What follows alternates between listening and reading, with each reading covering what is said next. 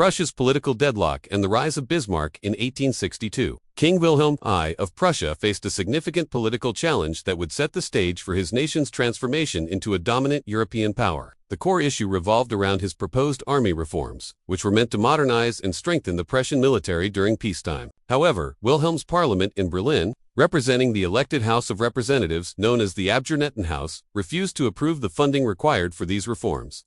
This body, largely composed of middle-class representatives, wielded one crucial power: the ability to block the state budget, effectively giving them leverage over the king. Wilhelm, a traditionalist who valued hierarchy, discipline, and the strict social order, often became frustrated when his royal authority appeared to be challenged.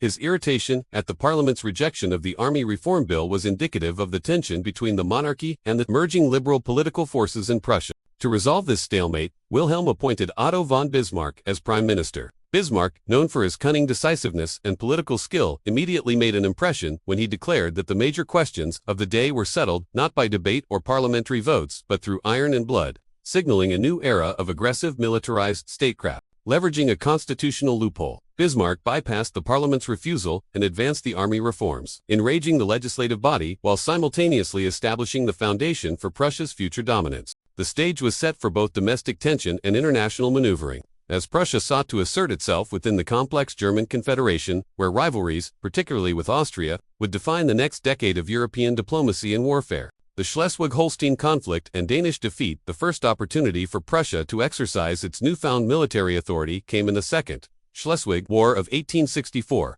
a conflict with Denmark over the duchies of Schleswig and Holstein. These territories had been a source of tension since the First Schleswig War of 1848 to 1851. Which had left them formally independent but under Danish control, creating dissatisfaction on both sides.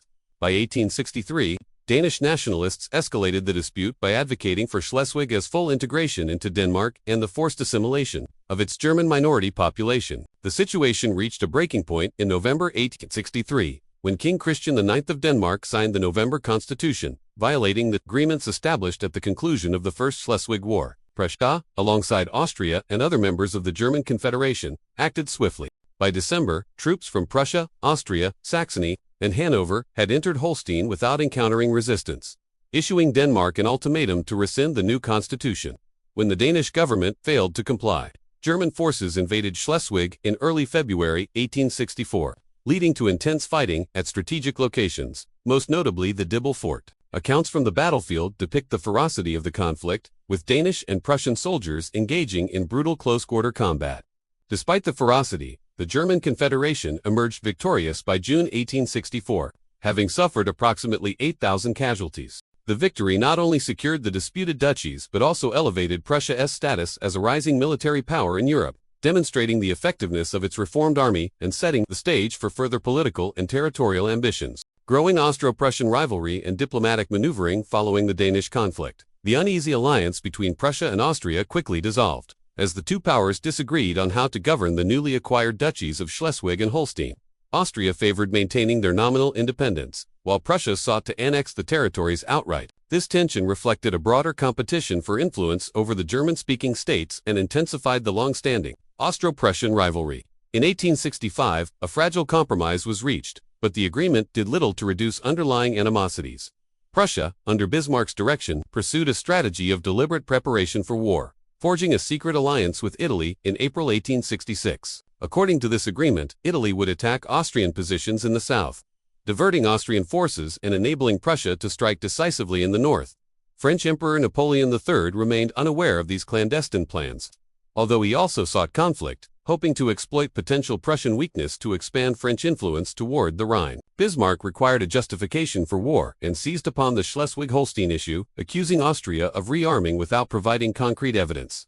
In June 1866, Prussian troops advanced into Holstein, violating federal law and provoking Austria to mobilize its army.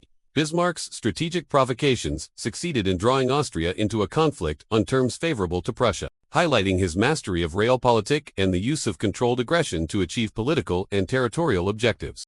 The Austro-Prussian War and Prussia's tactical superiority. The Austro-Prussian War, also known as the 7 Weeks' War, erupted in mid-1866 with nearly all German Confederation member states siding with Austria, though a few northern states aligned with Prussia. The campaign culminated in the decisive Battle of Königgrätz-Sadawa on July 3, where expertly coordinated Prussian forces delivered a crushing defeat to the Austrian army. The victory underscored not only Prussia's superior military strategy, led by Chief of the General Staff Helmuth von Moltke, but also the technological advantage of the Prussian army, particularly its use of the innovative needle gun.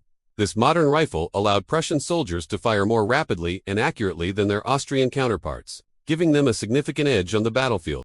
Reports from the aftermath describe harrowing scenes of carnage, with dead and wounded strewn across the field and soldiers and officers in desperate circumstances. The success at Königgrätz reflected both meticulous preparation and the benefits of industrial modernization, demonstrating how a well-equipped, disciplined, and technologically advanced army could decisively shape political outcomes. Although King Wilhelm desired to march on Vienna, Bismarck advocated for restraint, negotiating a relatively mild peace that allowed Prussia to consolidate its gains without annexing Austrian territory directly, thereby maintaining broader diplomatic stability while achieving strategic dominance in German lands. Prussia's consolidation of German power following the Austro-Prussian War.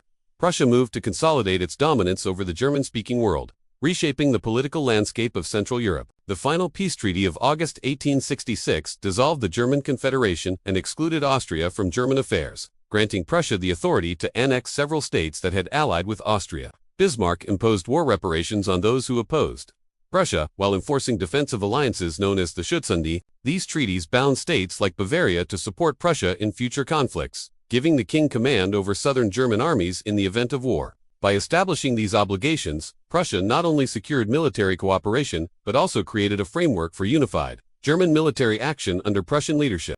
The political and military arrangements following the wars of the 1860s elevated Prussia above its regional rivals, setting the stage for further expansion and unification efforts. Through careful diplomacy, calculated aggression, and technological innovation, Prussia positioned itself as the central authority in German affairs, gradually marginalizing Austria and consolidating power across the northern and southern German states alike. The formation of the North German Confederation and the road to Franco-Prussian War. By 1867, Prussia had solidified its position as the preeminent German state with the creation of the North German Confederation, encompassing all states north of the Main River.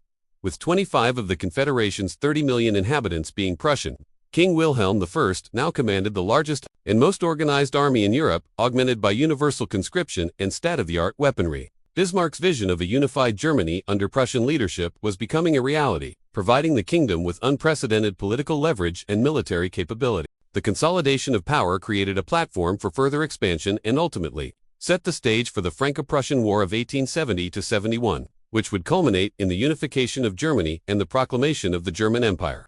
The strategic groundwork laid by Bismarck, from army modernization and calculated wars to shrewd diplomacy and alliances, illustrates the transformative power of leadership guided by pragmatic realpolitik. This sequence of events not only redefined the balance of power in Europe, but also ensured that Prussia, and soon a united Germany, would dominate continental affairs for decades to come, altering the trajectory of European history and shaping the context for future conflicts in the region.